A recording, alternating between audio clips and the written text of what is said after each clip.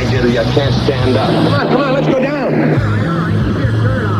Loveline is meant for an adult audience. Loveline may contain sexually oriented content. Listener discretion is advised. Here's Loveline with Dr. Drew and Adam Carolla. Yes. Phone number 1-800-LOVE-191. Fax number 310-854-4455. I'm Adam Carolla. That is Dr. Drew. Dr. Drew is a board-certified physician and addiction medicine specialist. Tonight we have no guest. Tomorrow night we have the actor D.B. Sweeney and also the actor John Leguizamo will be in here, who I think I saw on Conan last night, by the way.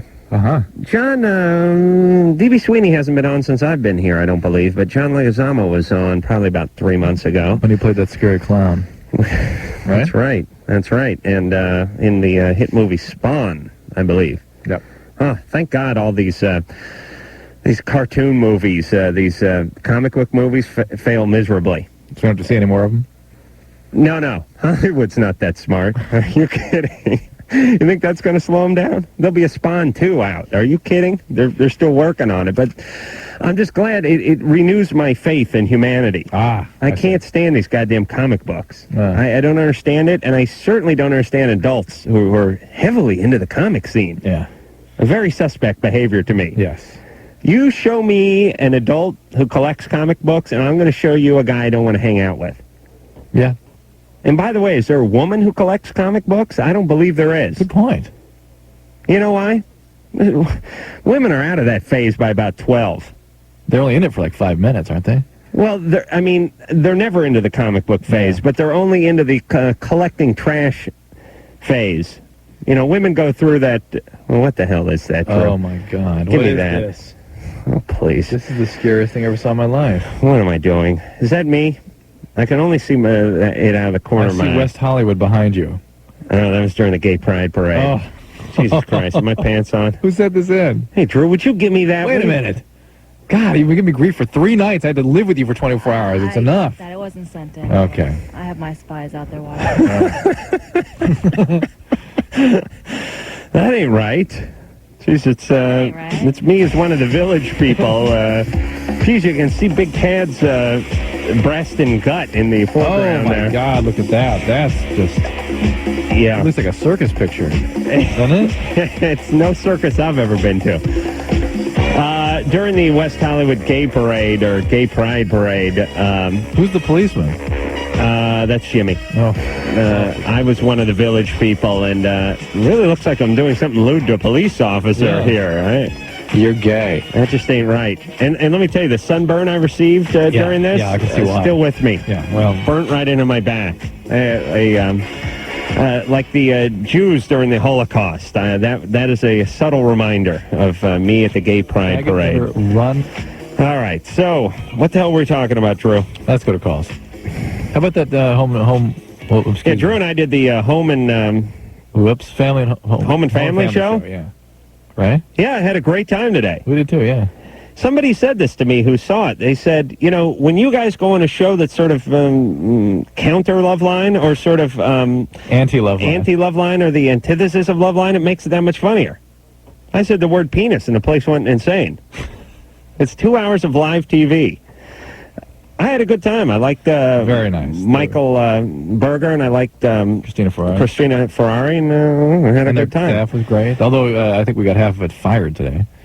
I think that segment producer's going to lose her job because of your foul mouth. Oh, really? Oh, yeah. You know, she got really pissed off at me, the segment producer, because she said, they warn me repeatedly whenever we do these shows, this is live TV. You cannot say the things you say. It's a family show. Billy Graham used to own the network or something, or Pat Robertson used to own the network, and you cannot say this and you cannot say that. We got to turn snacking into a effing song. All right. You can't say the F word. The next thing she goes on to tell us is, we're going to show a clip. Oh, yeah, right. And I say, what clip you got? It's a clip from the show that involves silicone breast implants. And then I say what, Drew? You said, you know, for God's sakes, we get into this material usually as a way to get at some very poignant emotional material. There's a purpose we go there. And they, after lecturing us for hours about how we can't discuss any of the usual material we discuss, which has a purpose. Right. They pick out the most purposeless, misogynistic, sexist comments that we could possibly ever throw on the air and pull that as representative of the show. What call could be more titillating, pardon the pun, than a breast augmentation call? I mean, what has less to do with health issues and so on and so forth? So anyway, then I went off on her for a few moments about listen, you people want us to mind our P's and Q's and talk about this and not talk about that, yet when it's time for you people to pull a clip, you pull the breast enlargement clip. So what kind of message is that to us, by the way? Right. And by the way... If we only had violence on our show, they would have pulled that. Right? Right. TV are such a... I've really never seen a bigger pack of idiots in my life. And I'm drawing way back to carpet cleaning. The home and family people were pretty cool. Delightful. And I don't have any problem with them personally. It's just the messages that you get in TV are absolutely... Cool set, though, isn't it? It's a house. Yeah, it is. They have flower decoupage in the toilet, too. I don't know if you saw that, Drew. I took a tour of the house. Yeah, we watched you take the tour. All right, so anyway, where were we? Taking call. I got on and was plugging... they had Body by Jake. Jake came like...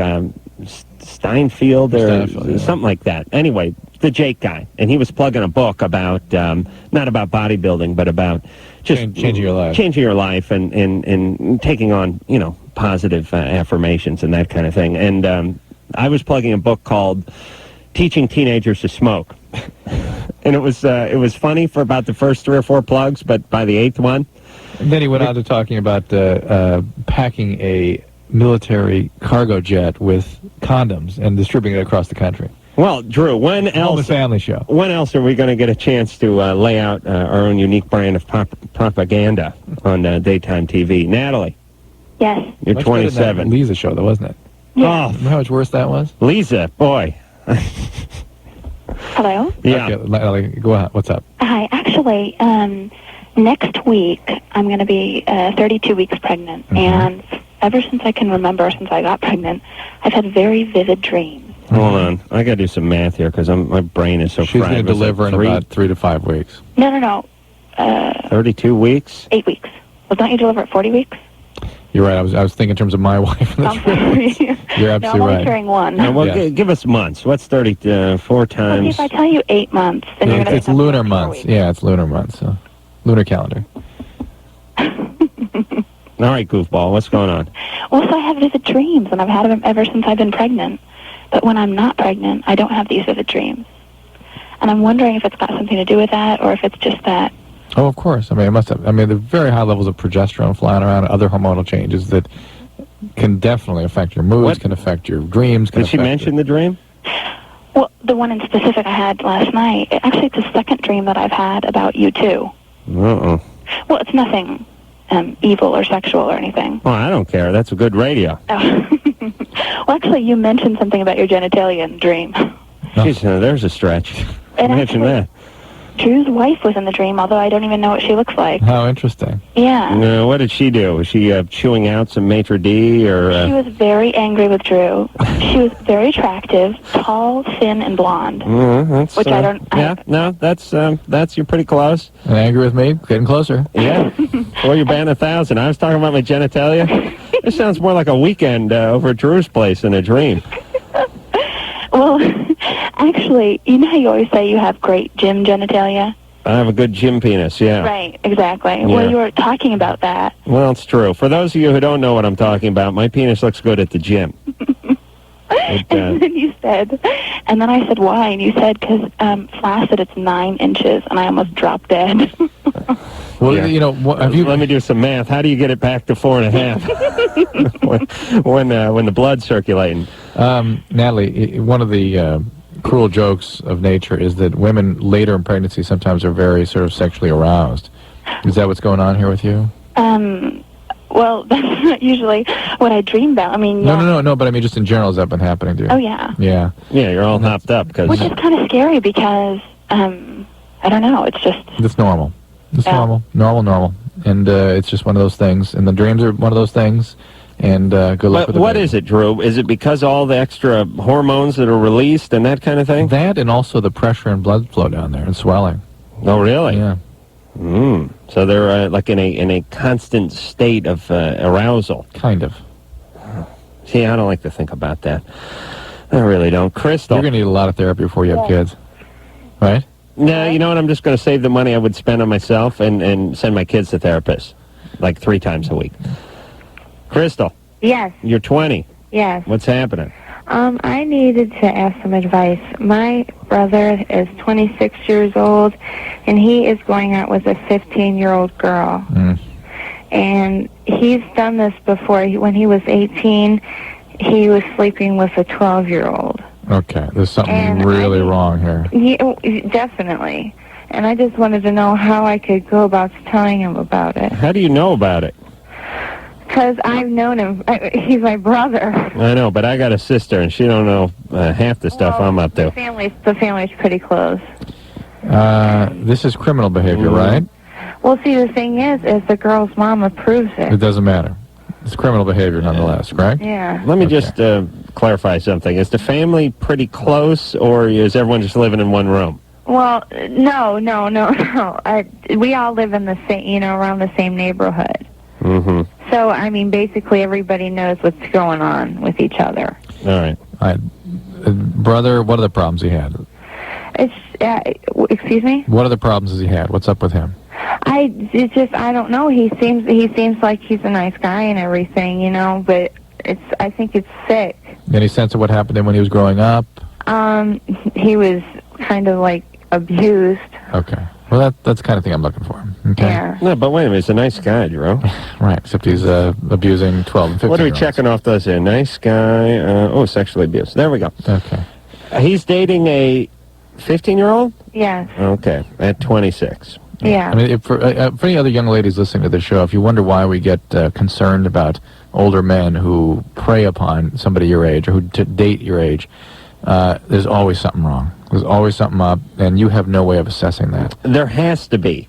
It's unless they're celebrities, it has to be, because it's one of these things where just by definition, you're 26, you're dating a 15-year-old, something is wrong with the 26-year-old. Right. End of discussion. There's no amount of talking that's going to get you around this And one. most of the 15-year-olds have been abused themselves in some fashion. Are What good should victims. I do? Was your brother sexually abused?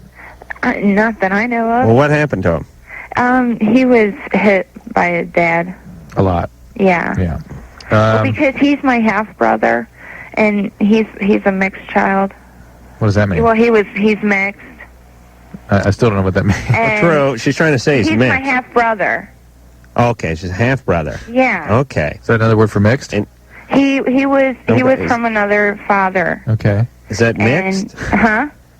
Forget it. Hold on. Let's just have a quick conversation. It's time for a Loveline reenactment. No, I don't want to do this Yes, one. it is time for a Loveline reenactment. He's my half brother, and he's mixed. Those the same terms? Drew, can Mixed? not Mixed? do an effing reenactment? That one was so complicated, I can't remember who said what. Mixed. All you have to do is... Drew, what were we doing but asking what mixed meant? All right, what does mixed mean? Okay, then we're going to take it again. I'm pointing at the guys doing the interview with you. Do you see what I'm talking about here? Okay. My half-brother, he's 26. He likes 15-year-olds, and he's mixed. What does mixed mean? No, see, Drew, you screw it up again. Do it yourself. Well, don't say what does mixed mean. All right, what is mixed? Okay, I'm going to try it one more time. My brother, he's 26, and he's mixed. What is mixed? He's my half-brother. Is that the same as mixed? He's mixed, yeah. What does mixed mean? He's mixed, and he's my half-brother. He's not my full brother. He's my half-brother. That must be the same as mixed. Yeah, he is mixed. What does mixed mean? That's exactly what happened. Jesus, Drew, I don't know who's dumber. You were the caller sometimes. I can't even get through these little vignettes with you. Crystal? Hello. All right, I'm going to ask one more time, and then I'm hanging up. Okay. I'm guessing that, to me, I'm thinking she's saying he's like half black and half white. Yeah. I was just trying to say he had a different father. How many times do we have to ask you what you mean by mixed before you say black dad and white mom? Black, half white. All right. Okay, you understand there's other races out there. Yes, I do. Okay. All right. You can use mulatto, I think, next time. Okay. Well, if he's mixed, look, then it's all right. It's criminal behavior. Yeah. Put him on notice. He is hurting people. Act accordingly. I'm not going to tell you what to do. It's your brother. It's got to be very difficult. I know what I would like to have happen to him. He needs to be contained, and he needs help. Right. But whether or not that'll actually happen, I don't know. And in the meantime, you got to be sure. It's just like think of if he were drinking 3 6-packs and getting on the road. Right. You would call the police and make sure that he didn't go out and kill somebody. Well, you got the same kind of thing going on here. But Drew, he's mixed. Her half brother. Kelly. Yes. You're 18. Yes. What's going on? I'm married and I cheated on my husband. How long have you been married? A year. Mm-hmm. Since you were 17. Yes. How old is he? He's 19. Why'd you get married so young? We were engaged, but I got pregnant. Oh, you were engaged. You got pregnant. There you got pregnant. Okay. Who'd you cheat with? Someone he knows? His cousin. What's going on in the relationship? Does he know his cousin? Yes. Okay. What's going on with the relationship with your husband? What's been happening before this? Nothing, just money problems, basically. So you guys have been fighting a lot because of the stress, the financial stress? Yeah. How many kids you got? 1. Oh, boy. Are you pregnant or anything? No. Huh? No. Okay. She hesitated a little bit. Could you be pregnant with this guy you cheated with? Oh, no. We didn't have sex. We just All right. played and stuff. All right. Oral sex? Yeah. I tell you, I'd rather my wife go ahead and just do the whole thing. I really would. The oral sex thing would be more of an offense to me, I believe, because that's totally gratuitous. I mean, do you know what I'm saying? Yeah. That's just a big FU. I'm giving your cousin a Hummer. Yeah. Well, so you're mad at your husband, right? You got married young. You're forced to get married. I mean, it's all the circumstances that you would need to create trouble in a relationship. I mean, first of all, you've got to, I would hope, on behalf of your child, commit to your husband and get that relationship worked out as much as you possibly can. I mean, all the cards are lined up against it, but come on behalf of the child, really make an effort. But you're not gonna stop behaving in ways that you don't like if you don't do something about that relationship, because it's got to be very painful, very uncomfortable, and you're just looking for relief. Yeah. Should I tell him? No. No? No. Keep it to myself? Yeah. And get a therapist for the two of you. No, she's not going to go get a therapist for the two of them. Oh, Listen, Kelly. Yeah. Any chance that the cousin's going to say anything? No, he went back to his wife, and we haven't talked since. Okay. Wow. Well, they're really, that's some family. All right, Kelly, here's the situation.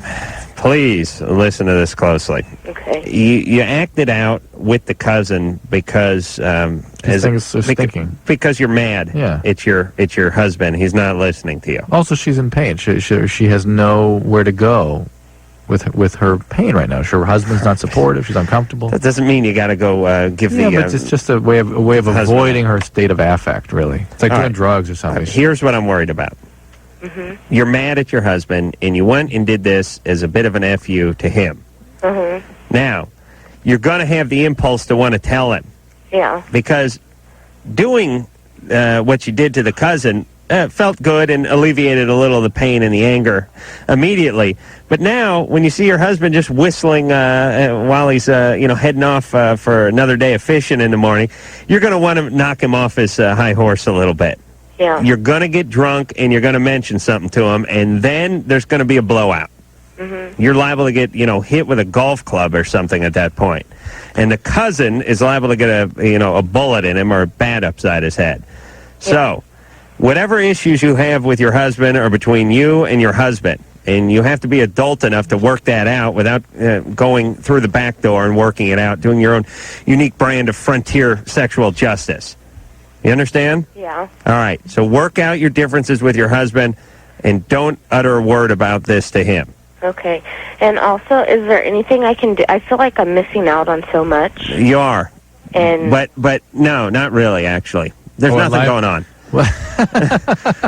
Believe me. Look, this is the mistake of getting married at that age. All right, but listen, don't reinforce that notion. I understand Drew. that, but it is the fact. Here's what you're not missing anything, and instead you have this beautiful child who you seem bored with already. At least two. Oh, no, I'm not bored at all with it. All right, but you're endangering the child by your behavior. You understand? Yeah. Because here's how you let me do the math for you here. I can't see this.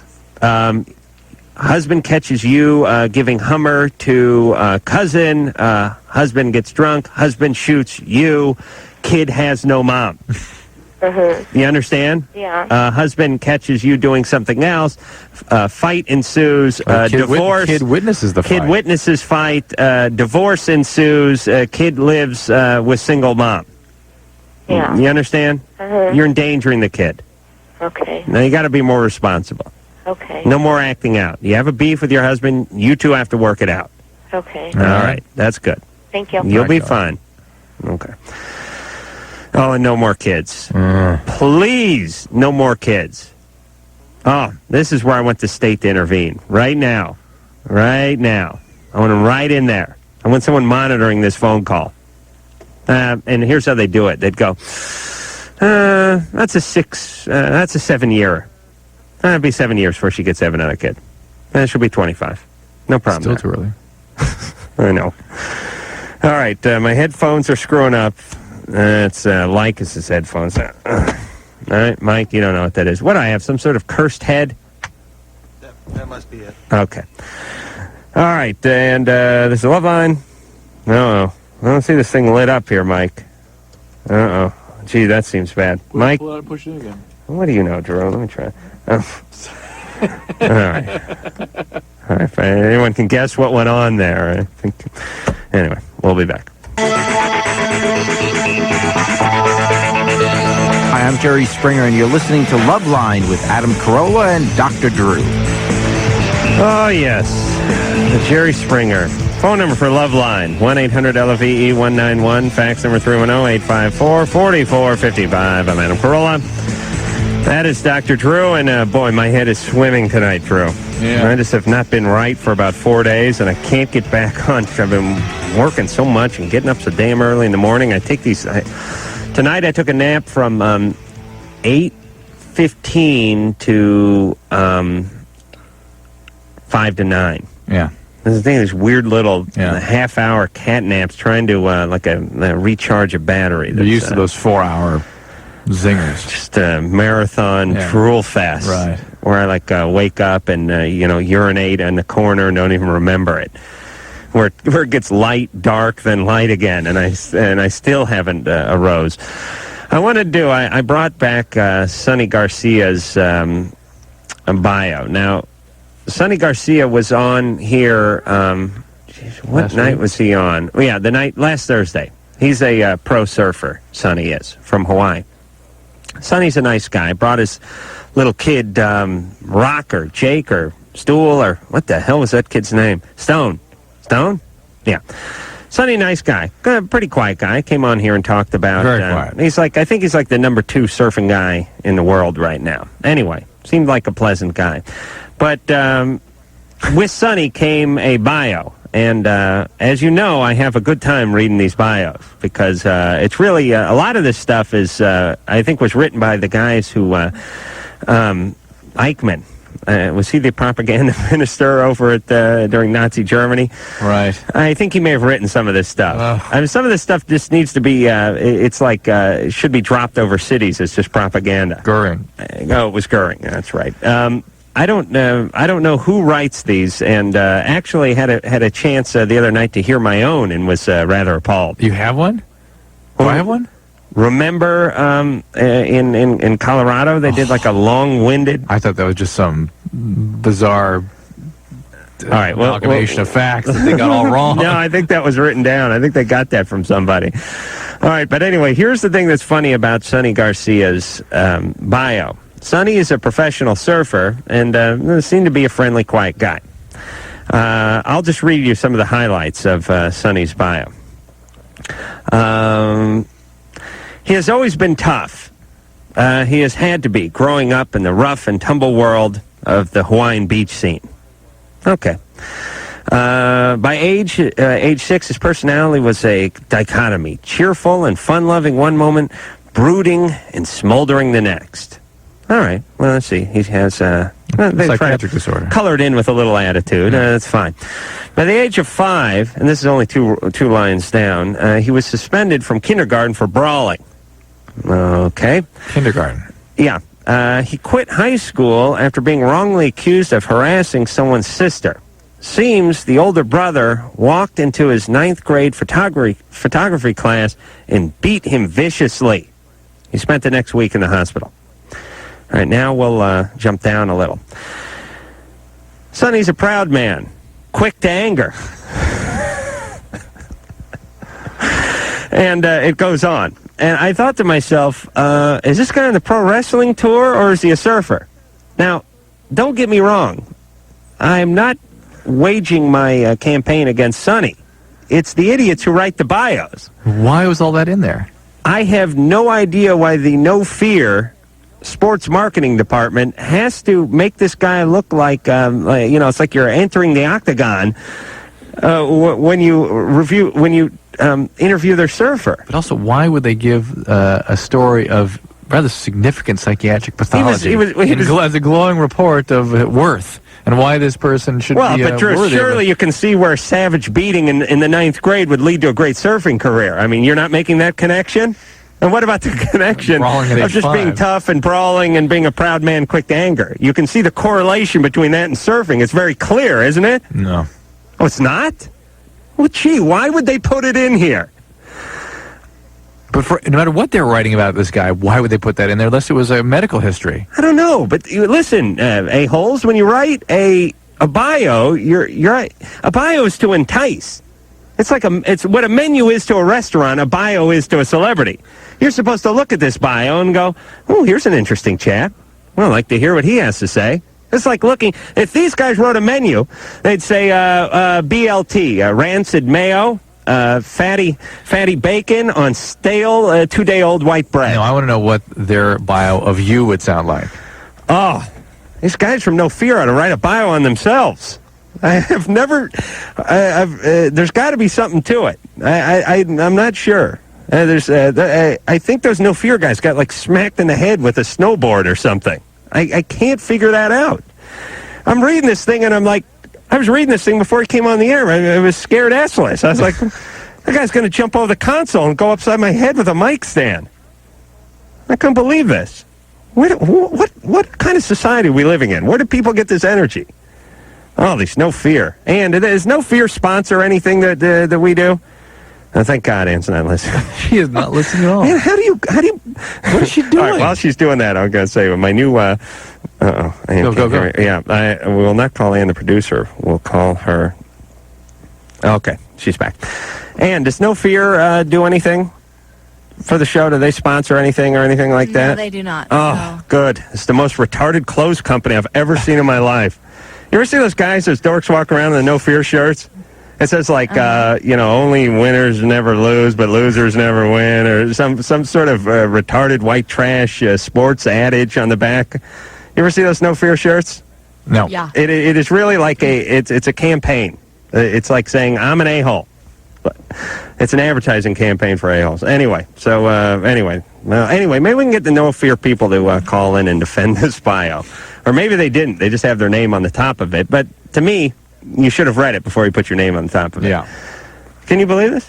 That's their sports marketing department. Okay. And I don't know why, and I've said this before, why does sports have to be so closely associated with violence all the time? It's like these Kings idiots, this organization. These pussies. They won't have a person come on the show. And, ever since I've been talking about this, I've been watching it. The Kings will not have any of their players on the show because they don't want them tarnishing the image of the NHL by having their guys come on the air and possibly talk about some sexual hijinks. Meanwhile, I've not seen a hockey commercial this year that didn't involve just plain overt brutality. It's all about guys getting their ass kicked. It has nothing to do with even scoring goals anymore. They just show guys getting their ass kicked against the boards. So they are in a profession that glorifies brutality. That's what you do. You people that own hockey teams, especially the Kings, all you do is do 30-second commercials about guys getting the S kicked out of them. Yet you don't want to tarnish your image by having one of your people on this show. Oh, of course not. Oh, what a pack of idiots. I swear to God. No Kings on this show. No hockey idiots. That's it. They're not calling. Oh, they're not calling. Okay. They're not really banging on the door. Good. What are they? What are the Kings this year? 2-15 or some nonsense like that? I don't follow. I think the hockey. Ducks have like half a win in 35 games. Please. Go back to Canada, all you idiots. Melissa? You're 14. Yeah, my boyfriend, I've been going out with him for about... You're going to have to speak up, Melissa. We can't hear you. Okay. I've been going out with my boyfriend for like 2 weeks or something. How many weeks? 2 weeks. How do you call somebody your boyfriend after 2 weeks? I don't know, I was like really acting strange and just started flirting with him on the phone. We were just friends for like a year. How old is he? He's 14. Okay. And then I ran away to his house, and then... Ran away. This is how she can call him boyfriend. Yeah, and then I... What was happening at home you had to run away? Huh? What was happening at home that you had to run away? My family is crazy, and I don't want to be influenced by them. Were they hitting you? No, they're just like mentally disturbed, and they've got all these mind games going on. Like what? Are they worse than Sonny Garcia's publicist? 'Cause that's pretty disturbed. Well, my grandmother is like, thinks she's everybody's solution and screws everybody up that she comes in contact with. So, and I have to live with her. Where are your parents? My mom. Yeah. Hold on. Could you hold on a second? All right. Grandma came in the room. Oh, boy. All right, listen, we got to go to break. I got to go get my ass kicked by some hockey players, and we'll be back to finish off this heartfelt story. Hi, this is Janine Garofalo, and if you've ever wondered if there's people that are way worse off than you, listen to Loveline. Oh, yeah. All right. Hey, I'm going to do that Charles Grodin show next week with Janine Garofalo. Really? Yeah, I'm going to try to... I'll try to get her on the show, Ann. Yeah. She's been on a couple times. I know, but not since she sold me movies or anything like that. Okay. Phone number 1-800-LVE-191. Fax number 310-854-4455. Adam Carolla. Dr. Drew over there. 1-1-1-1-1. All right. Drew, where's the new pen there, champ? I know. Here. No, that ain't the new pen. Go get the new pen. Bring up line 1. All right, hold on, I'll get the new pen. Drew, come on. You can't put 30 seconds into the show before it starts. Look, this thing's writing fine. No, what are you kidding? You can't read this. What is that, a 9? This is a 1. Mike brought you a new pen last night. All right. Where was that pen? Oh, here it is. It's too much to ask. Drew gets the pen ready. All right. Where are we going, Drew? 1. All right. Melissa. Yeah. All right, who came into the room? My mom just kind of asked me if I was on the phone, and I told her I needed to talk to someone, so I was on a crisis line. She's fine with that. Oh, that's good. She didn't ask you why you needed to call a crisis line? No, she already knows there's problems. Okay. All right, so... she knows about the problems with my grandma and stuff. Is it her mom? Yeah. And what's your boyfriend doing? He's treating me, basically, he's just treating me like a piece of dirt. Okay. Well, you don't want to be treated that way, right? No. Okay. Basically, the only time he's nice to me is if he wants sex or something. Mm-hmm. All right, so you got to get out of that relationship, right? Yeah, he told me to meet him tomorrow. Like... Did you hear what Adam just said to you? Yeah. What about that? I kind of want to give him another chance. Well, he's using you for sex. That's reality. You want to let him... You want another chance to abuse you some more? No. Most relationships I get into, I end up finding out the guys don't really want me for who I am and stuff. They don't want you for that? Yeah. Well, why don't we change that right now? How? Well, you just start standing up for yourself. Stop being a victim. That's all. Stop being satisfied with these guys that abuse you. Stop allowing that to happen. I know that's what you think of when you think of relationships, abuse. That's the only kind of relationship you've known. Well, just because your family treated you like dirt doesn't mean everyone else gets to treat you like dirt. Doesn't mean you are That's dirt. gonna be the name of my next book. They really didn't treat me like dirt. They just treat each other like dirt. Well, that's treating you like dirt, too. Yeah. I mean, if they're doing it in front of you. Please. And I don't expect me to believe everyone in the family treats everyone like dirt except for you. My dad basically set the example by treating my mom like dirt. Okay. Well, there you have it. Very serious. Well, and now you know why you're with a guy who's behaving the way your dad did, yeah. Yeah. All right. I should just get out of the relationship. That's right. Turn the corner. We are Stop the empowering you. cycle. That's right. Here's how you can do your part. How? Do not get end the current relationship you're in with the abusive guy. Do not start any other relationships with abusive guys, and do not have a child before you're prepared to take care of the child with a non-abusive guy as the full-time dad. Okay. After the age of 28. Another thing, is it really illegal? I had sex with a 19-year-old when I was 12. Pregnant or something?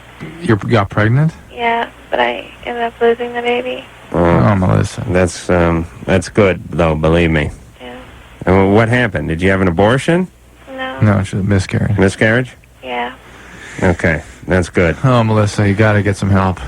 I've been in therapy for off and on for a long time, since I was like 9. What was happening back then? Basically my family, I was molested when I was a kid by my cousin. She was molested by like various babysitters. Of course. I mean, kids that abuse other kids were always abused by adults. Yeah. And she's got her help and she's fine now, but I'm still stuck in this little... All right, here's what you need to do. You're going through a tough time in life. Don't act out. That's all. I know that sounds overly simplistic. But if you could just do nothing for a few years while you look into some of these matters, things would... you know what? I'm thinking of starting a molestation colony. This is my new plan. It was going to include like 8 states. That's all right. All right. Tennessee, Wyoming, Nebraska. You don't them all in the same place? You're going to spread them out? Yeah. Or did you know that you were naming states that were not next to each other? Listen here, a-hole. Just because you went to, where'd you go? The Little Lord Fauntleroy School for Albino Hemophiliacs? Yes, just because. I know. Listen, I couldn't name. I could name. California, Arizona, and then I think I'm getting into Mexico. Is Mexico in the United States? Yeah, sure. Actually, it is if you grow up north of it. But here's the point. I think we need to start molestation colonies, just like we used to have leper colonies back when. Because, Drew, please back me up here. You stop me if I'm wrong. People that got molested usually end up doing some molesting themselves. Yep. Or certainly some sexual abusing. Being abused themselves. And then the people they sexually abuse, what happens to them? They abuse and are abused. Right. So this is one of these exponential growth things here, right? Yep. All right. So why don't we separate these people? We'll have like a state. Like I said, Wyoming. Are we on in Wyoming? No. Okay, Wyoming. And they can just all have at each other. Put like a big fence around it and like a big tub of lubricant in the middle of it. Oh. I know it's sad, Drew, but, you'll be thanking me. One of these people's going to get to your kids one day. I was just thinking about that guy Jake we heard today. Yeah. Him going on about positive mental attitude and all that stuff, and I thought, jeez. I mean, great idea, but it just massages people's narcissism in the sense that they just changed, get a new suit and change the car they're driving. Well, you got to have the inside will get fixed. Listen, Drew, who cares if Dad's an alcoholic, beat you, and sexually abused you? You got to think positive. I mean, what? You know what I'm saying? It doesn't hurt to do that, but what is that going to do? Think positive. What is that going to do for Melissa? Think about that. She got to start thinking positive. Just make a decision to think positive. She's got to set goals. Decision to be successful. Let's not think about the future. Pardon me. Let's not think about the past. Let's look to the future. Put that aside. Put your past aside. Okay, everybody, I want you to put your past aside. Those of you who are confined to wheelchairs because you got in a paralyzing motorcycle accident 2 years ago, I want you to put that aside. I want you to get up and walk. Just put it aside. Parents were alcoholics and beat you, put it aside. Just put it aside and get on with your life. As appealing as those kinds of messages are. Oh, it sounds good. They are, and I know that guy meant so well, and he was a nice guy, They are the sickest messages our society can get right now. It is the absolute antithesis of what we need. We need, hey, get in relationship with your family, focus on your kids, stay home, work hard, read a little bit. I mean, well, that's the essence of my book, How to Teach Your Teenager About Smoking. Oh, was that how it was? Oh, How to Teach Your Teenager to Smoke, yeah. There's just a straightforward book right there. It's going to be pop-up, too. Sarah. Yes. You're 20. Yes. Hi, Dr. Drew. Hi, Adam. Sarah? I didn't like her attitude at all. What? Just because she said, Did you hear the way she said my name? Ben? Yes. You're 27. You got to go take a nap. How you doing, guys? Ben? Well, I'd love to take a nap like you do during the show. Ben? Yes. What's going on? Sarah, we'll get back to you when your attitude straightens out. I got a question for you guys. Yeah. I was recently drug tested by a hair sample, and I work in a municipal job, and I'm not really sure if it's going to be random or not, but I was wondering exactly what is involved with this analyzing the sample. I did do some drugs over the summer, not constantly, but I have looked. What kind of municipal job do you have? It's a fireman job. I do not do hair analysis, and I've looked for literature to try to figure out how this works. I did too. I couldn't find it. It's very hard to come up with, and as I understand it, it's on the order of weeks to maybe a couple of months that it's pretty accurate, and things like pot show up even further down the line. But yeah, this stuff wasn't habitual. I'm not. A lot of people have called in asking these kinds of questions for with histories of abuse of drugs. It's relatively sporadic, and I'm not hearing people calling in and saying, I didn't get jobs because they picked up something I did 4 months ago. Yeah. Drew, what if you wear a toupee or hairpiece? Would they take the hair sample from? What they would do is take a chest hair or an armpit hair or something else. Adam, in your case, it's huge. All I got to do is stand over like a piece of paper and jiggle around and just shed. Man, I wouldn't worry about it. There's nothing you can do about it anyway, right? No, not at this point. Yeah. I just hope that it's random. And you're fine. But I was just a little. Again, they're and nobody has any. Where are you calling from? Well, I'd rather not say. Most of these places are trying to pick up addiction. I tried to be a fireman once. Oh yeah. Yeah. It's a good gig. It really is. Yeah, it was. It was a 5-year waiting period, unless you're if you're a Eskimo female, you get a day and a half wait. If you're just a stupid, dumb white guy from the valley, it was like 5 or 6 years before I got to take my test. Wow. I passed the written. Yeah, it varies where you go, but I happen to like my job, and I just don't want to lose it over something. Yeah, it's a good gig. You get a few days on and a few days off. You can do other stuff. Again, they're trying to pick up addiction, and that's not occasional use. So I doubt they're trying to pick up stuff that you're talking about. Well, tell them you put out a fire in like a head shop. You think that would work, Drew? No. Okay. Sarah? Yes. What's going on over there? Nothing. All right. You've had a chance to rethink your attitude toward me? I didn't know what I was doing wrong. That's another. I didn't know either. You hear that tone? You hear that defensive posture? You're delusional. No. You are delusional tonight. Really? I didn't know what I was doing wrong. Come on, you heard that tone. Please, Drew. August. Yes. You're 20. Yeah. See? How you doing, Adam? Good. Great. I'm a long-time listener, first-time caller. Fantastic. And I have a problem with my girlfriend. She's bulimic. Mm-hmm. And I don't understand much about it, and I don't understand how I can help her. Hey, Drew. Yeah. You know how there's the anorexia nervosa or something? Yeah. What is that second word? Nervosa? Yeah. Does it mean anything? No. Is it the name of the guy who came up with it? What does anorexia nervosa mean? Related to a nervous condition. Really? Yeah. Let's just call it anorexia then, huh? Because anorexia means just not hungry. Yeah, but when people get anorectic when they get sick from all kinds of things. Anorexia just means you stop wanting to eat. So anorexia nervosa means it's a psychiatric thing then. Okay. Yeah.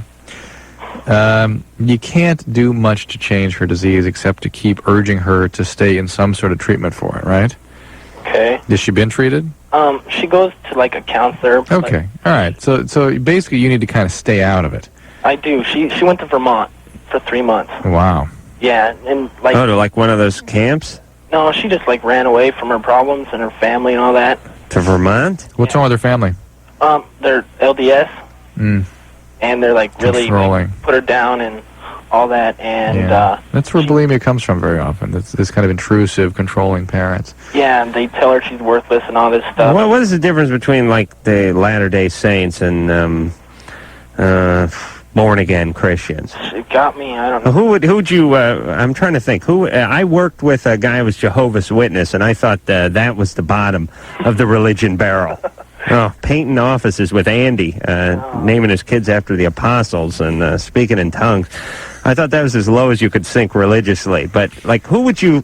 I'd like to find out actually. Who would you like to least like to go camping with? Is a Jehovah's Witness, Mormon, LDS, Mormon, or is that LDS? That same thing? Yes, They're all the same. Yeah. LDS and Mormon exactly the same. Yeah. No difference between those two. Jews would be fun to go camping with if they'd be complaining the entire oi with the pack. I think it'd be the Buddhists. Buddhists? No, I'd want to camp with the Buddhists. They get rid of that chanting and they'd be right to bed. They're two pretty good places to escape. Doing a geographic is just running away, but shouldn't actually get away. Try to create a stable relationship with her. Be sensitive to her. Be available. But don't expect to be able to change this. This is pretty serious stuff. Sarah? Yes, How you doing? I'm okay. Okay, hold on a second. We got to go to commercial. Okay. All right. You see how I straighten him right out, Drew? No, now she sounds pathetic. That's what I like. I like that submissive tone in the voice. Hey, this is the music they play when I go to the rage scene. Rave? Yeah. Is it rave or rage? Rave. Oh, it is rave. Jeez, I always screw that up. All right, well, whatever it is, I'm into that scene. I think you know that. And when I'm not golfing, I'm raving. And this is Loveline, and we'll be back. Thank you. The two ones I always screw up is I always get rave and rage. Is there such a thing as a rage? No. No. And there should be. I got to start a rage scene, Ann. And the other one is bust a move and bust a groove. Now, what do you do, Ann? Do you bust a groove or do you bust a move? No, you bust a move. You couldn't bust a groove? I guess you could. I would like to start There's a rager, too. Like a rager is a happening party. Oh, ragers, yeah, that's good, right? Yeah. Far up. All right. It's like, that was really the beauty of the Brady Bunch sitcom. Not a joke in the whole goddamn thing, but about every 10 minutes, Alice would say, far up, and then the big laugh track would hit. Oh, boy. I wish I was writing sitcoms when in the early 70s, or really late 60s. Could have cranked out one a day. You watch an hour. You watch an episode of Gilligan's Island now? Just I saw the Gilligan's Island where the Harlem Globetrotters played the robot team. Oh my God! You remember that one? No. It was it was Gilligan's Island revisited. It was 15 years later. Right. And the Harlem Globetrotters, which used to just show up everywhere. Was it the original Ginger on there with Tina Louise on it? No, Tina Louise dropped the whole thing. Yeah. She didn't want nothing to do with that. But they had the original Mary Ann, still looking hot. She was on this show. Mary Ann was? Yeah, very nice. Seemed nice. Looked good. Don Wells. And they had, Skipper, and I guess Jim Backus had died by then because they had Thurston Howell, the fourth, his son. Oh, wow. Was in there doing it, Mommy. But anyway, the Harlem Globetrotters had to play a robot team for the deed to the island. Oh, my God. And I thought to myself, hey, this was prime time. Yeah. 1978. This has evolved 15 years later. Well, at least we're up to must-see TV now, where people just hop around like idiots. All right, where were we? Sarah. All right, Sarah. Hi. How are you? I'm doing well. How about you? Good. Good.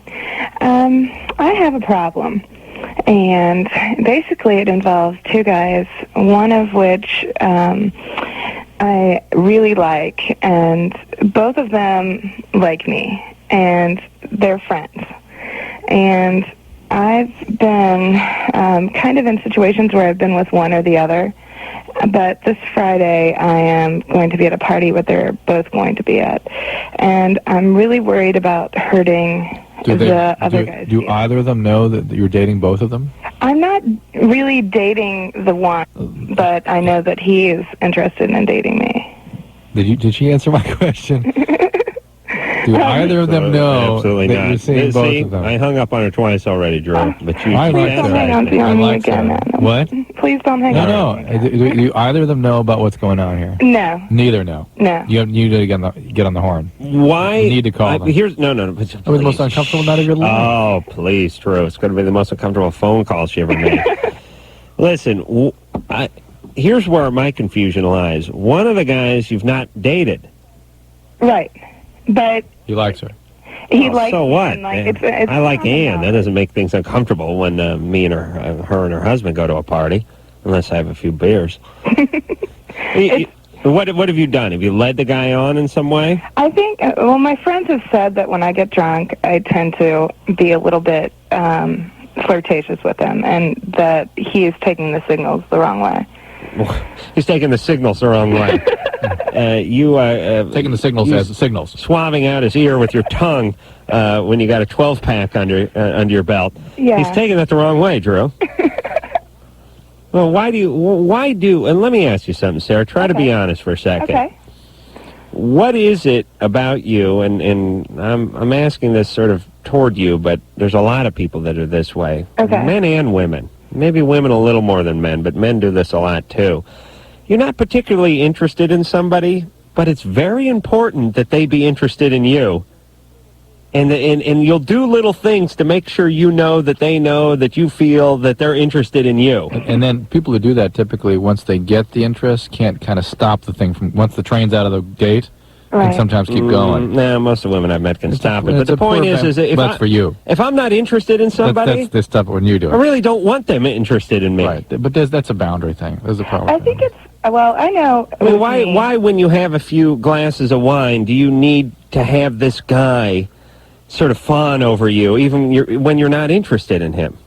It's kind of like a safety net type thing. Like, I want to make sure that he's there's around. going to be somebody. Bullpen. Oh, boy. That person So it's is just flat out insecurity. Yeah, I admit it. Okay. Yeah. Women do this. Guys do that too. Yeah, guys do it too. I think, well, I guess maybe probably because I'm a woman, I think guys do it more. But You think guys do it more? yeah. Yeah. No, I think guys are, don't get me wrong, guys are worthless for the most part, especially 20-year-old guys, but they do things a little differently. They do whatever they can do. Guys are a They lot do whatever they could do, yeah. If they got a little tipsy and there was some girl that they were coming, they would finish the deal that night. Women have what I call, but women have the on-deck circle. Right. Which is, I've said it, the scenario many a time. It's, there's that guy they work with. The woman knows the guy's single. She knows the guy likes him. And she's sort of keeping him around, not so close that they're in a relationship, but not so far away that he couldn't jump in pretty quick. What a horrible thing if that becomes a relationship. I mean, you're not even really interested in that person or in a relationship with that person. You're just interested in having somebody around to jump ship to. I don't think that's necessarily it. Well, part of it is, like, my past relationship, the long-term relationship, was a long-distance relationship, and I've never really had anyone 2 bites of that. around. Oh, you ate the whole damn granola bar, First of all, Drew. when I sit down here normally with one of those, what happens immediately? You take a whole bar. You hand me a bar. I didn't offer you a bar. That's because you kept taking them. I just now go ahead and hand it to you. Drew I had ate my 3 whole bites of granola that bar. 3 alligator bites. Jesus Christ! I look in the wrapper; it's gone. All right. We have divorce. we need annulment. We gotta get some. Let's get a. We need couples therapy. We get a therapist. And let's book a therapist in here. Drew and I really need some couples therapy. Oh, that would be awesome. It's bad enough that we're in here 2 hours a night, but the last couple of weeks it's just been intolerable. Oh, we've been on planes next to each other trying to sleep. He must have sex all the time. I'm younger than he is. I'm in my prime. It's like Steve Martin and John Candy. Yeah, we're going insane together, and we need a third person to intervene. Plus, then when the TV starts up again, forget about it. Forget about and it. we're all in misery. We're just, you know what? And we're like one of these old couples who just gets into screaming matches in lines and stuff at the airport. It's great. We got in a big screaming match about which was further away from Denver, San Francisco or L.A. You know, there's people standing, we're boxed in between a bunch of people just standing there. Oh, you idiot, what the hell? Get the map I'll out. get a goddamn map. You're damn right I'll get a map. We're going to the map store. Which one? I was looking for a map. Oh, it's so pathetic. That's exactly what happened. I was right. I didn't even realize this second that somebody else might be listening to these tirades we go on. All right. And then we got back to the airport the next day, and you're yelling at me about how I conduct business. I work too hard. That's right. All right. Anyway, Sarah? Yes. Go to the party. Mm-hmm. Don't lead on this guy you don't like anymore, please. That's pathetic. All right, and But how do I do it without hurting his feelings? Like, how do I let you him just know? stop leading This him is more on. of that same stuff, the boundary problems and stuff. Now that she's taken the environment in and controls it, she's not responsible for it too. You didn't do anything. You're not responsible for this guy. You misled him a little bit. He'll be fine. You don't mislead him anymore. He'll get the hint real fast. Yeah, don't cave into this either. She might, she's the kind of person, if she sees the guy starting to lose interest, will really come after him and maybe even overcompensate further. Well, they should give him a little booster shot. He's starting to, his interest is starting to wane. I'll give him a little booster shot. Don't cave in. Okay. Well, it's not really. It's caving in. Yeah. Right. But it's not exactly to his desires. It's don't cave into yourself. No, it's her own stuff. I don't know what I'm doing there, Drew. Hold on. John. Yep. You're 25. How you guys doing? Good. I guess basically my question is for Dr. Drew. Yeah. The deal is my girlfriend, she can have orgasms, but she doesn't like to have them. Why? I'm not entirely sure. What does she tell you? And she can only have orgasms through masturbation. So far. Excuse me? So far. So far. But while we're having intercourse, she'll be at the point of orgasm, and then she'll just start laughing hysterically and say that, it's like she's ticklish, and just stop. Where is she now? She's asleep. Where?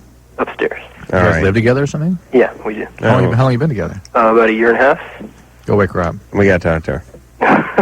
Okay. That's important. All right, go get her. We're serious about that marriage counselor. You want to fight about anything else? Let me tell you. We got a lot of stuff we got to get off our chest. No. At least we're open and honest about it. I tell people all the time. People, oh boy, you and Drew go at it all the time. I say, Drew and I have one of the healthiest relationships I've ever had, which is, here's where relationships go south. When stuff starts getting, past, it gets under the fence and starts going downstream, and you can't really retrieve it. Right. And then it just piles. It just starts collecting into this. It starts log jamming at the back of the relationship, and then it goes putrid. Drew and I argue about every minute detail. So much so that there's nothing that escapes us without a big argument, but it's driven into the ground. It's done. Yes. She's out. She's out what? Well, she doesn't want to talk, basically, but she's totally groggy and out of it. So. Okay, well, sorry, we can't help then, John. Okay. Okay, no, John, you're so nice. Please, you're breaking my heart. Have you ever heard of anything like this? Yeah, There's all kinds of things like this. I mean, some women feel very vulnerable at the point of orgasm. They don't want to do that. Some women are afraid they're going to urinate, and some people do. Some women do. Mm-hmm. Some women can't tell you what the problem is. I mean, they are unwilling to tell you what you're doing wrong, which is terrible. I mean, it's unfortunate that women feel that way. Well, it's a crime, Drew. No, that women can't speak up about what. Well, here's my take. I think that we know she can have an orgasm because she certainly can induce one herself. And it seems to me that if she can induce one herself very easily, that she could guide you there. Not through intercourse, perhaps, but through other methods. Have you tried other methods? Well, I have tried kind of some things that you guys have talked about before, dealing with other people, but even by herself, she says she doesn't like to do it. She just does it to kind of relieve the pressure after we've had sex. I don't know. I don't trust someone who says, in that case, put me down for, I don't like to masturbate either. I just do it 4 times a day because... relieve pressure. Well, just peer pressure with the neighbors and all. And there's a certain, there's a certain standard I have to live up to now. Yeah, the thing is if she really didn't like the sensation of an orgasm, I don't believe that she would be masturbating. Well, she says that it, she's kind of pent up, and she has to. She has to do it. All right, but listen, John. Here's what Drew and I are both hearing, and we're always right, or at least one of us is going to be right. This is a woman who has some issues about sex. Mm-hmm. This is not some sort of mechanical issue. It's not an issue involving you and the way you do things. This woman has some issues. I'm going with a few guesses here. A, she has a lot of difficulty with intimacy, and this is what happens with women. Man can have an orgasm with a woman, on top of a woman, in a woman's ear, and he will not link that with intimacy whatsoever. Mm-hmm. You know what I'm saying? Yeah. I had a friend who used to hump a beanbag chair. He'd open it up a little and then go right into the styrofoam packing there. His parents had to bust it up with a ice pick to sit on it. The point is this is not an intimate thing for a guy, but for when a woman has an orgasm with a guy, it's a pretty intimate situation for her. And so the fact that she has orgasms but sort of refuses to have them in your presence says to me that she's a little scared of the intimacy. Mm. And number 2, she may have grown up in some sort of environment where she was told it was wrong somehow. So she masturbates, but she doesn't like it. Right. That's true. Did she grow up in some kind of religious environment? Or? Yeah, she did. Okay. Well, it's the uneducated one, the sidekick, who seems to come up with a lot of the answers these days. I'll tell you that. All right, John. So but you don't have to worry about a technique or something. You have to sort of get her through this emotional aspect of it with the family. And, these families that feed their kids these lines and they try to mold their kids with sex is bad and, the standard religious line, which is don't touch yourself or it's a sin or, those thoughts you're having are evil. All it really serves to do is the person still masturbates. Yeah. They're just miserable. Yeah. They can't enjoy it. They do it more, or compensate for it.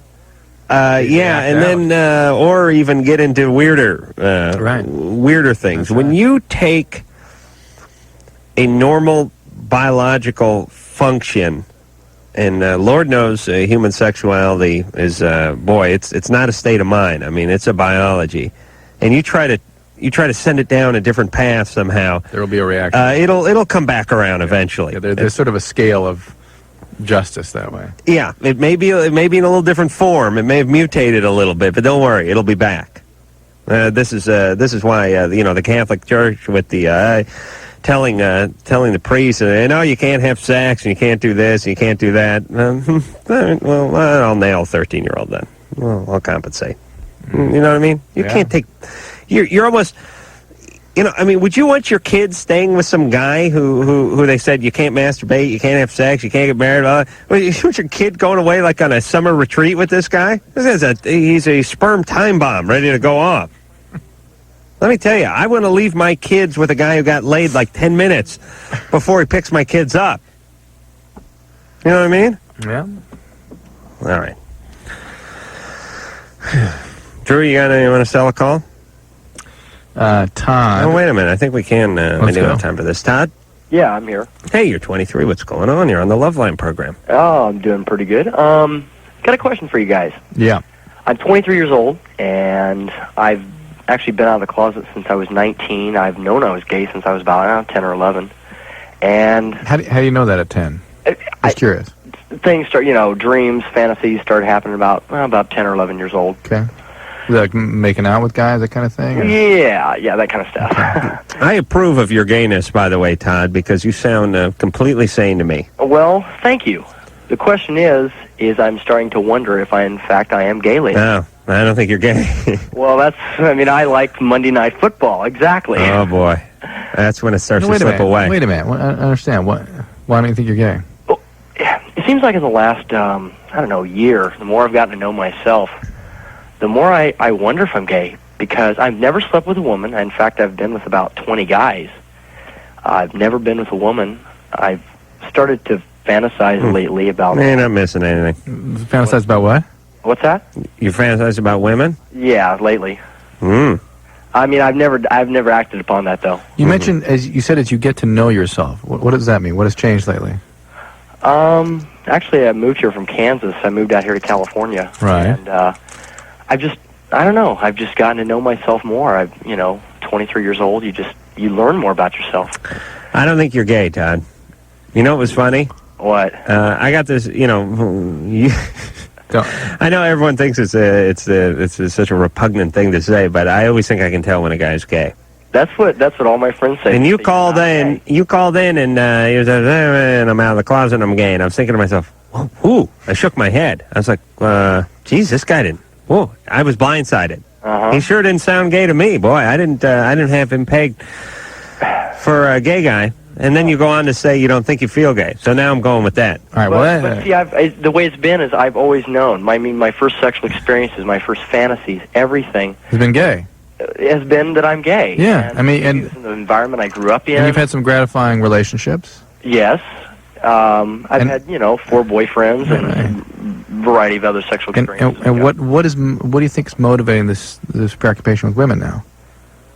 The truth is, I think it's the more the family I've gotten some really close, straight friends. Yeah. Very close. And I'm getting that male gratification or something.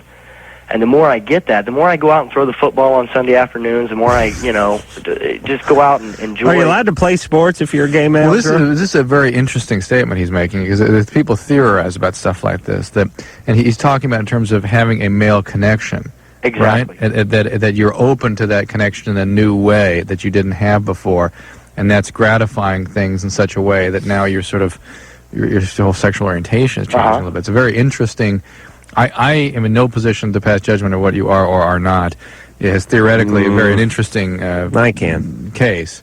It's hard for me to imagine that you're not, frankly, personally. Not gay? Yeah, hard for me to imagine. I don't know. But of course, you don't know me that well enough. No, we don't know you. We don't know you, but the history, it's a very unusual history to suddenly come around and become heterosexual and stay heterosexual at your age. Not saying you can't. Maybe that's what you're going to do.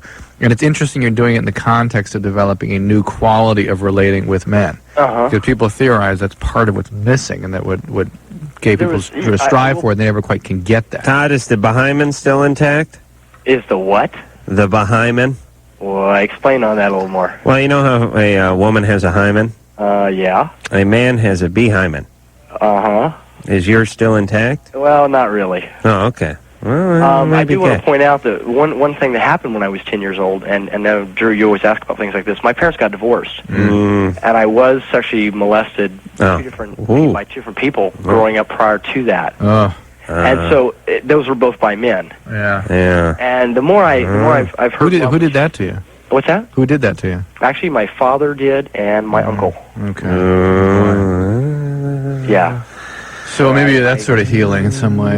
Yeah, I am. What's going on here? I'll tell you, I can hear it in your voice. God didn't intend you to be gay, Todd.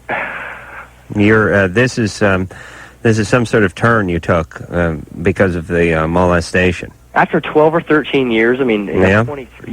Listen, people go on their whole life based on an incident or two that happened when they were 8 or 9. And one of the things you said, I want to question again, is you said you've gotten to know yourself better since coming out here. You haven't had any professional intervention.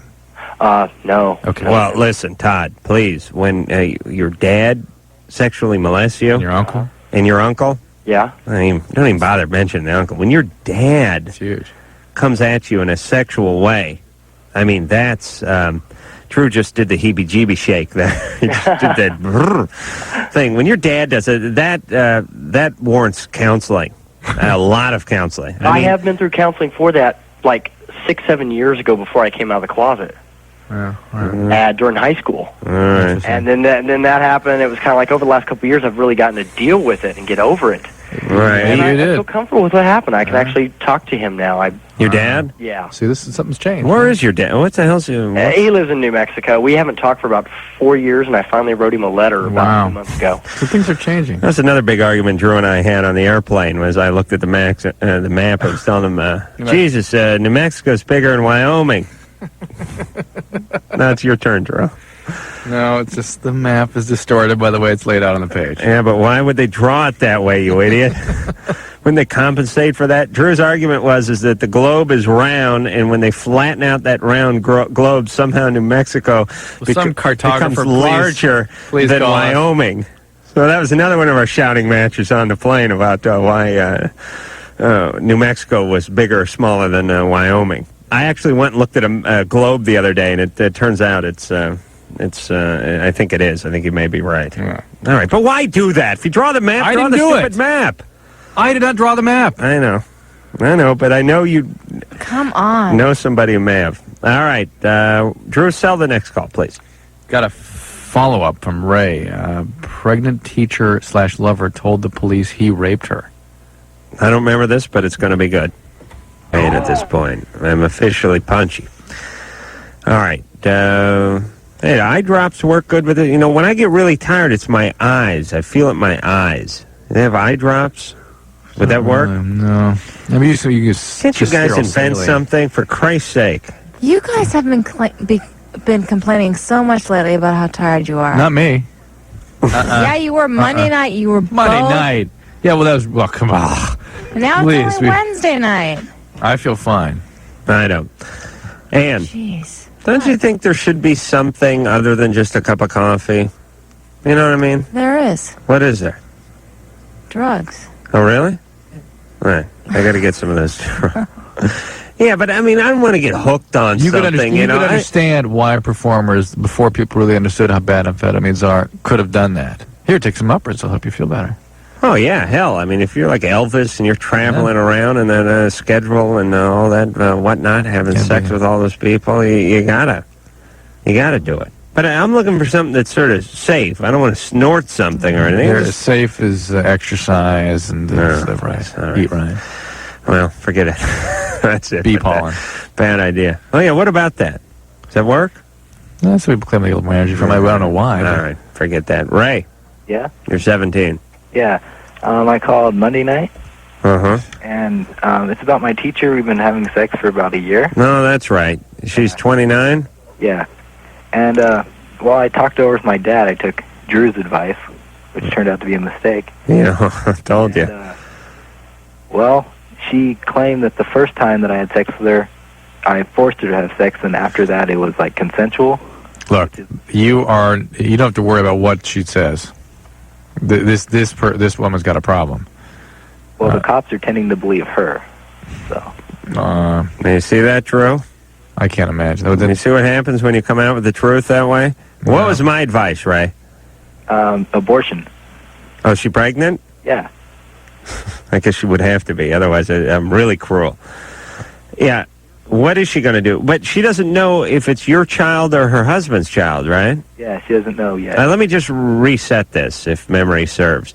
Ray's having sex with this 29-year-old teacher who's pregnant and married. Yeah. Okay, and you were senior? Yeah. And what class does she teach? German. Oh, that's right. And so you went and talked to your dad about it? Yeah, and he just went ballistic and went and called the cops. And You say how that's... And he went and called the cops and wanted to have her arrested or something? Yeah. Yeah, of course. I don't know. I don't know if I'd do that if my son's please. getting laid. Oh, man. No? Really? Look, how could it be wrong for this young man to tell his parents what he's dealing with here? Well, I didn't tell my parents. I thought I could talk to my dad, and he'd, like... Sort of man to man. Yeah. But one of the parents. That's fine. I think, Ray, there's no way you can be faulted for what you did. There is no way that the truth will not prevail here. I don't know. When I was 17, I was in high school. I was like playing football. I was a big guy, and I had my wits about me. I knew what I was doing. I mean, I was an idiot, but it wasn't one of these things where I was just some, a starry-eyed kid who could do no wrong or anything. I mean, Ray knows what he's doing. Ray's carrying on with his teacher. He may be underage, but he is a senior in high school. And a lot of people are married by that age that we talk to. Look, that's like saying if he was saying when it saw a doctor and the doctor started to coming on to him. Yeah, and it is a misuse of the position, and it is so outrageous. I'll give it that, but Ray, how many times you had sex with her? I lost count somewhere. Okay. And you're not an idiot, right? No. You know what you're doing. Yeah. All right. That's all I'm saying. It's a little different in society, you know. We don't treat guys like we treat women in this same situation. If this was a 29-year-old male teacher and a 17-year-old female student, it would be hands down, this is a criminal act. No, this guy, Ray's a man. I mean, he may not be in the eyes of the law, but practically, the guy's a senior in high school. You know what I'm saying? Look, he's driving a car and drinking beer. Just the way this woman has reacted out of this shows you just how dangerous a person is we're dealing with. Well, she's just backpedaling, trying to defend herself. Look, in an incredibly aggressive, hostile, dangerous, chaotic manner. Right. This would have come down anyway. But not if he'd taken my advice. No. My advice to you, Ray, was get her to get an abortion and knock it off, right? Oh, yeah. All right. Now, if you had done that, everything would be fine. No. Of course. No, this woman would have come after him in some way. No. What are you talking about? Yes. No, she would have had sex with the next incoming class. That's what you're worried about. Or that, too. All right, so, Ray, what are you going to do now? I have no idea because the police have been asking questions, asking around school, and oh, boy. So the truth will prevail. doing all kinds of stuff. That's about 8 years. Will prevail. Okay. So, Ray, listen, here's what you got going for you. You're underage. She's overage. She's your teacher. Yeah. That's what you got going for you. Other than that, you don't worry. You're not going to do any time or anything for having sex. You'll be fine. Okay. You understand? Yeah. And I just want to tell Drew one thing, that I think Ann's right. You were a little punchy. Yeah. Monday night. Yeah. Drew admitted to that. You see what happens when we tell the truth, Drew? Now look at the hornet's nest this Ray has stirred up now. Please, Drew, admit I'm right. You know I'm right. No, I won't back down from this because I know how people like this woman can be. And the further on you let it go, the worse things always All right, let's ask the Loveline Peanut Gallery over here. The guy's teacher's pregnant. First of all, I do not respond to the Peanut Gallery. The Powder Puff League over here. Include Engineer Mike with that. I tell the guy, tell your teacher to get an abortion and cut things off. No more. She gets the abortion, no more sex for you, and you never say a word of this to anybody, and you move on. Literally cut things off? Or all right, Sherry, give the mic to Ann, please. Your sense of humor is worse than mine, for Christ's sake. Hey. You know what I'm saying? Drew says, go tell the truth. Go shout it from the mountaintop. He does. Now the cops are involved, and she's crying rape. Right. I agree with you because I don't think it's that big of a deal because in 6 months he'll be 18 All right. and then Okay. Thank you. I would like some teachers to call in and respond to this. We don't have any teachers. We've had this teachers call before. Yeah. And stuff like all right. That. Oh yeah. Listen, I don't think this woman's a saint. Don't get me wrong. It's just sometimes you got to cut your losses and just sort of move on. You know what I'm saying? Now, if she wouldn't get an abortion, I don't know what the next move is there. She's pregnant. He doesn't even know if it's his kid. Now it's a scandal. That's it for him in the school year. It's going to be just, he's going to be walking down the hall. It's going to be nothing but high fives from every male going the other direction. Hot teacher. If she's hot, all the guys. Yeah, she can't be hot. She's not one of those like Van Halen video teachers. Hot It's just teacher. No, because you think that way until you see the hard copy episode at Hildegard. Then you're going, oh, what was that dude thinking? Okay, and at that point, then it becomes a crime to me. You know you're shallow if the teacher's really good looking, it's kind of okay. I can't help it. That's the way I think. And I know you do too, Drew. All right, when we come back, we will talk to Preston. He's 24. He's bipolar. Nah, we're not going to talk to him. Who are we going to talk to? We'll talk to Mandy. She's 22. Baby's dad is trying to get back in her life, but he's unreliable. You know what I'm saying.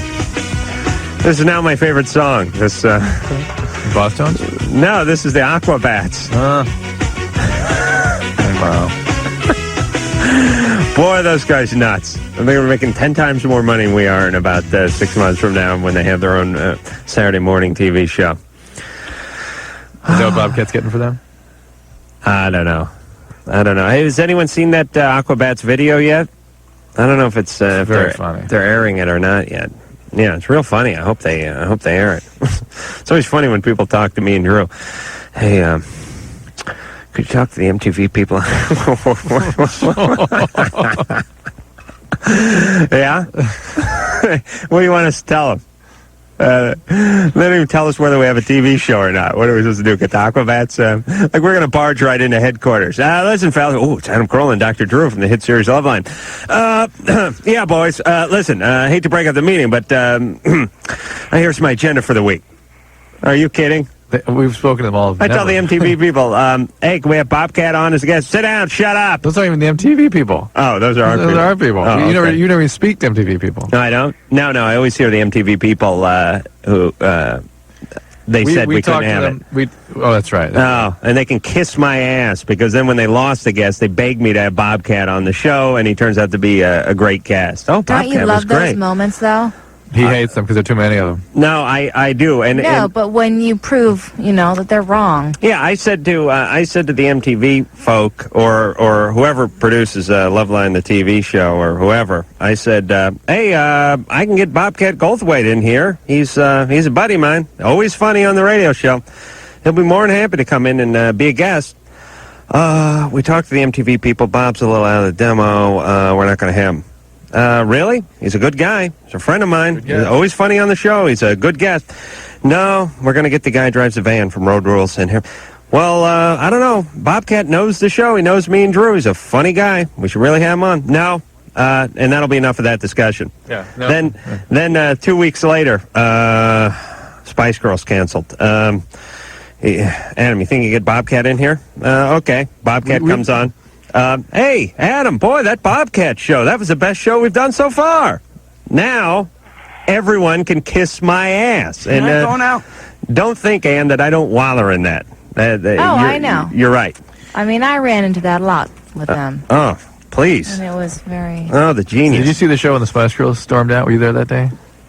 No, I missed that one. Oh, yeah. Well, they never made it on. They never made it on. Well, they were back there prepared to go on and then stormed out. Yeah, a little skanky in person, I got to tell you. Boy, what a Really?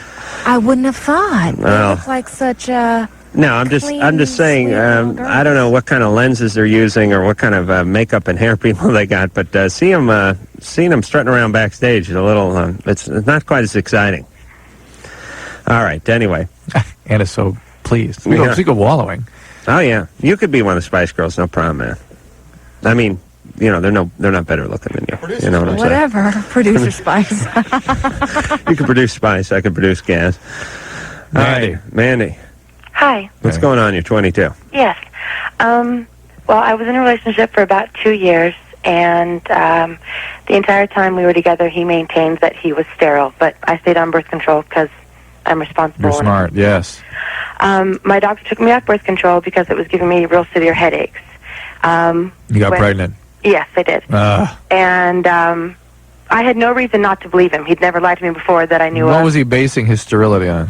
That he was born with a genital defect. His urethra was collapsed. Yeah, so what? He had to have surgery when he was like 5 years old. So what? So that was what he told me. That has nothing to do with Well, fertility. at that time I didn't know that. Why doesn't he know that? I don't know. He's an idiot. That's like saying I burnt one of my nostrils with a cigarette so I can no longer produce snot. Right. That's exactly what it is. It is? That's moot point, basically, because... Yes, it's done. So I got pregnant, and he found out I was about 8 weeks, and he said, have an abortion. And I said, no. And he deserted me. Took off. We got in a fight one night, and that was it. He was gone. But his parents stuck by me through the whole pregnancy because they wanted to be involved with their grandchild. Wow. Came to the sonogram, were involved with my parents. My kid ever did something like that. Drew, you'd put such a whooping on that kid. Yeah. I'd help you. It was really bad. And then I had the baby, and... So what was he doing? Not speaking to his parents either? Basically, yeah, he just kind of... They want to support me, but when it comes to their child, they kind of have the ostrich head under the ground. They don't see it. It doesn't happen with their children. Why is that? What is it? Well, what do you mean? You mean He lived in the same house with them, and they basically never discussed it. sort of like, honey, we're going off to see the ultrasound of your kid. Basically, yeah. Are they afraid of him? My son's ultrasound picture sat on their fireplace mantle for 6 months. Are they afraid of him? No, they're not afraid of him. They're not assertive with their children. Oh my God! At all. They're not even parents. It sounds like. They basically aren't. They let they're good people, but they let their children run all over them. Is this one of their buddy kind of thing? They're gonna be the kids' buddies. No, they're not. It's just that they just don't discipline. I'm not familiar with their entire history. I've only known them a few years. But Well, it's no wonder they produce such a spineless dweeb. Well, I know. I don't think I've ever used that word. Well, unfortunately, my son's carrying half of his genetics, so I have to try and. All right, I have the dominant genes, though. Yeah.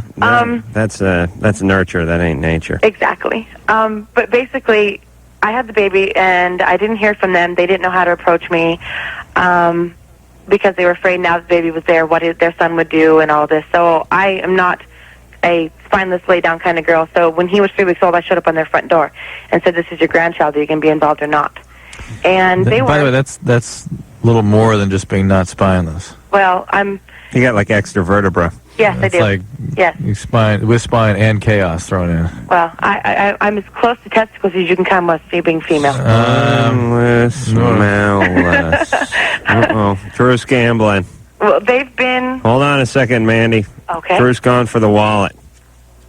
All right? For the wallet. Yeah, we're gambling on you. Oh, okay. All right, hold on. Being gambled on, being the subject of our gambling on Loveline is a bit of a sort of retarded compliment now. Yeah. It's like making the jeer section of the TV Guide or something. It's dubious, but there's a certain thrill, I think, for some of our listeners. All right, I'm down to change. Put it down there. I have tired of giving you money. All right, that's the rest of that granola bar. All right. Jesus, where's my wallet? You bet first. Yes, fine as this is a ball buster, this Mandy. Very assertive. More than assertive. Okay, I'm being nice. That's not assertive, by the way. Had to fight. Big family, maybe a couple brothers. Good one. Ooh, it's very nice. Couple brothers. Dad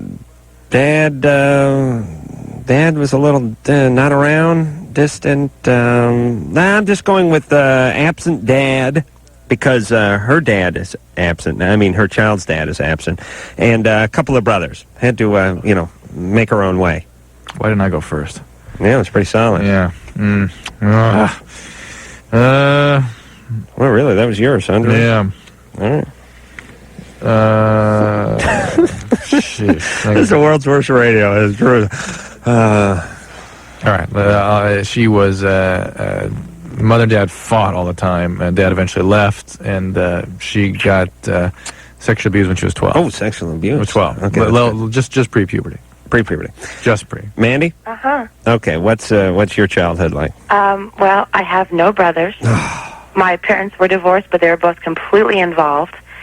I was never sexually abused. My aggressiveness comes from the fact that my father was a professional hockey player, perhaps. Oh. But I had a completely happy, as normal as a divorced child from divorced parents can be, but I had a completely normal... Now, let me just test what I had said here. Now, I said you saw your parents fighting all the time. No, not really. Okay. They didn't believe in bringing their fights in front of us. But you knew they were having fights. Vaguely. I mean, I didn't understand a lot of it until there was actually the actual divorce happening. Did you ever see your dad hip check your mom into the glass? No, I didn't. And how old were you when you became sexually I'm picturing up against like a sliding glass door, and Dad checking her into it, and then throwing the gloves off and working her. How old were you when Dad left? 7. And how old were you when you became sexually active? 17. Okay. All right. We're wrong. Well, it's a draw. All right, man. You're screwed up all on your own. Congratulations. The dad's the model for the behaviors. Yeah. Well, all by myself this happened. So basically, what has happened now that I've had the baby, he's going on 7 months old. His mother, I went back to work after he was about 11 weeks, and I didn't want to put him in daycare. His mother has a couple of kids she takes care of during the day. She runs kind of a home daycare. She's licensed and everything. She offered to take care of her grandson, free of charge and everything. I mean, I'm a single mom, and I jumped at it. I don't want to put him in daycare, and they're really good grandparents. I don't ever worry about all right. Yeah. but as long as and so he kind of What can we do for you? he ignored the baby for a while. Okay, you don't want him back, he's an do you? idiot. Yeah. Forget No, him. I don't want him back. That's not my point. He tries to make physical advances at me now every once in a while, and as long as I don't disrupt the apple cart and I'm nice to him and I don't bring up the fact that he deserted me and treated me like crap for months and months and months, he'll pay attention to the baby. The minute things go wrong, he'll walk in the room and pretend the baby's not even alive. All right, listen. Here's what you do. You tell him you're immature, you're mired in your own crap, and meanwhile, enjoy your kid. This is going to be the last time you're going to see your kid without the kid resenting the hell out of you. And you'll live with that with the rest of your life. These are years you can never get back. But you want to be an immature little baby, so be it. And don't. I don't think you need this guy in your life or your kid's I would life. enlist I really his don't. family of origin too to help you. I mean, they should be able to apply some pressure. This guy, although they've never been affected before, at least the group could apply pressure. Yeah. These guys are so pathetic sometimes. Isn't that true? Yeah. How pathetic. You got your own kid around and you're using him as a sort of you're using him as a bargaining chip. You're nice to me, I'll be nice to the kid. You want me to open up the kid? How about a blowjob? Yeah. For Christ's sake, your kid. It's speaking of kids, by the way, one of my best friend that I grew up with just had a kid. And he called and said, you got to come over and watch the video. It's amazing. And I thought, pardon me, I got to whack off later. I don't need to see this. This could knock me hours off my schedule. And then another guy called me today, who was doing some work on my house. Scott from the TV show. Yeah. You know Scott. Yeah. He doesn't like it when I call him the guy who gets me Pepsi. But he calls and goes, hey, dude, I won't be over for a little while. I'm going up to Humboldt. I'm going to be hanging with my sister. She's having a baby. And I got to video it. Oh, his sister. Listen, I walk by and like my sister's in the shower or something. I see like her foggy reflection through the curtain, and it's like I have to go. I'm running. I'm like heaving out in the bushes. I mean, could you imagine being in the room with your sister, the legs akimbo, and you're hold still with the camera? I mean, are you kidding me? Crowning? Oh no, I'm going back. I'm doing it the way Fred McMurray did it. I'm passing out cigars, sitting in a... Okay, let's go to break. Come on, let's go.